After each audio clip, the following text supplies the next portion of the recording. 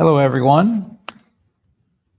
If you're just now tuning in, I appreciate the fact that you're with us, and we've had a great day today. Today has been National Giving Day for us here at Heritage Christian University. We've had opportunity to take a look back at years past and primarily focus on the life of the two men who have greatly influenced our school, Brother Charles Coyle and Brother Wayne Kilpatrick, two men that I greatly loved and admired through the years. And at the same time, we have been in the process of raising a target goal of $50,000. We have done this for the last several years. And we hope that if you have not given, that you'll consider giving. It is not too late. In fact, if you're just now coming in, maybe from work or from somewhere else, it is not too late. If tomorrow you can send money in, you can send it next week. There's several different ways you can give. On the screen, there's a QR code. If you prefer to send in a check, you can do so. You can send it to our code. You can send it not only from the QR code, but you can go to our website and get the information there. Or if you just need our assistance, you can call us. Some people choose to leave money to us in different ways. Some leave stock. Some choose to remember us in their estate. So that would be a great way. I want us to reflect a little bit at the moment on the life of Brother Coyle. And before we do that, I want to give the amount as of the moment. I forgot to do that. $36,660. So we're a little bit short of the 50,000. And so if you can help us meet that 50,000 goal, and I hope that you'll help us go beyond that. So we still have some time, and I hope that you'll help us do that even before the night's over. I have a few thoughts, and then Travis, I'll ask you a couple of questions. When I think of Brother Coyle, I think about his great dynamic preaching and teaching. But one of the great things that stands out to me about Brother Coyle is Sister Coyle. She was always such a wonderful, gracious lady that she was such a charming person, a woman of great strength. She was a woman that greatly complimented what Brother Coyle did and supported him in so many ways. And I remember her, she was a fundraiser herself. She and Sister Margie Overton and others would get together and raise money like our associates do. And they did so much for the school. But Sister May Coyle was such a tremendous woman. She was a beautiful individual. And she enabled Brother Coyle to do many of the things that allowed him to do. And I read something about Brother Coyle the other day that said that back in 1967 in Midland, Texas, that Brother Coyle held a gospel meeting, and it was held on a golf course. And there were I think it was 339 people responded to the gospel, and 86 people were baptized. And they claimed that that was the largest number of people that had ever responded, I guess, since Pentecost, that is. And you think of the enormous effect. I think you said you knew Brother Coyle maybe as a child, but your father knew Brother Coyle personally, though, right? And Yes, we got here in the early '80s. My dad was a student here, and during the workshop, I would be a kid running around here, and would get to hear some of those lessons. And as a kid, it wasn't. I was probably a lot more interested in playing or pushing the songbooks or scribbling on something than I was interested in the church at that time. I was really young. The older I've gotten, the more I've gone back and I've listened to some of those things. And man, I really lament the fact that I wasn't old enough to really understand and mature enough to really understand the impact that he not only had then, but the impact that he's had on what was then the future and the legacy that he's left, the vision that he had, the good that's been done from the school. I don't know.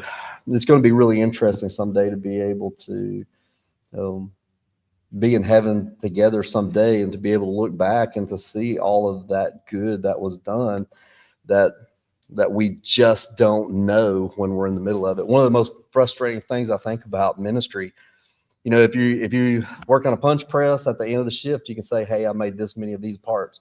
But you work in ministry, you labor your whole life, and you really just don't know what good that it is that you've done. That's one of the things I think is the most frustrating. I also think that day is going to be the most rewarding.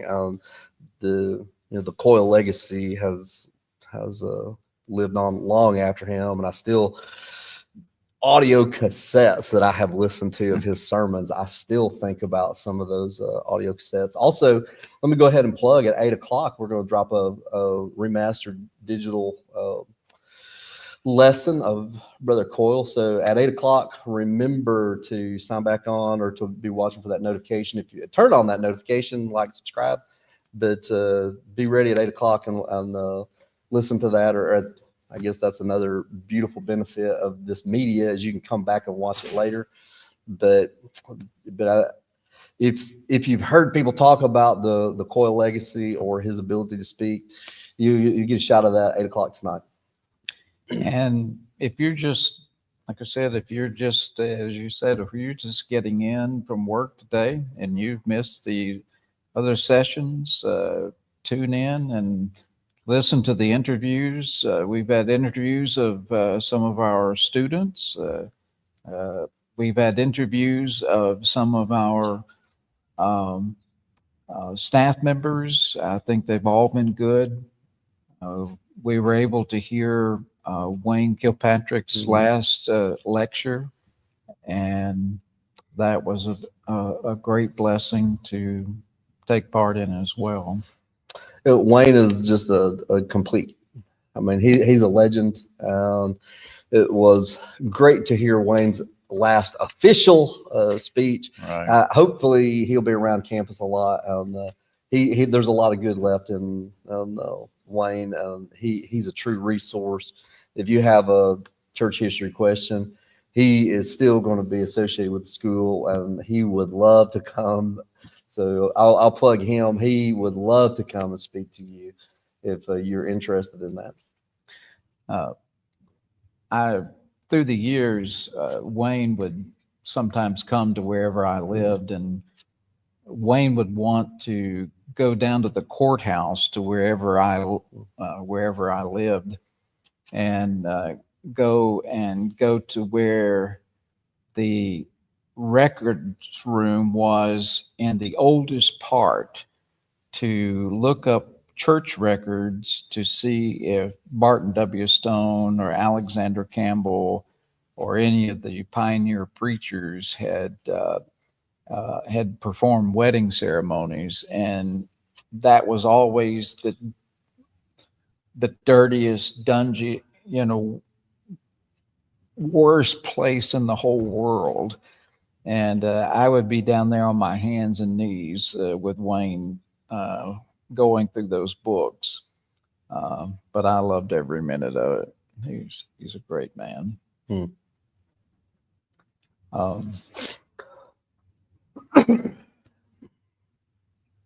Do we have any updates yet on our? Oh, great. We do have an update, 37,585. So we're getting there.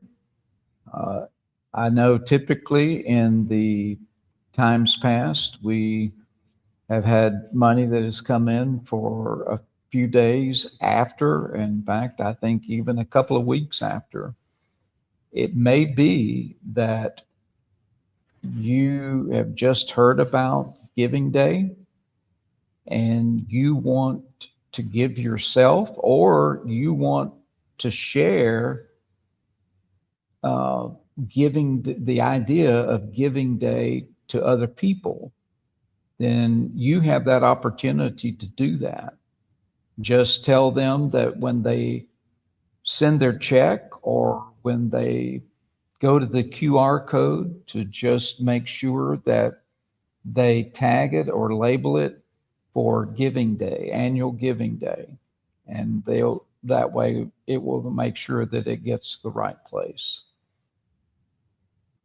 We're always humbled by those of you that give, those of you that sacrifice, those of you that love the cause of Christ, those of you that love souls, that are willing to give bountifully.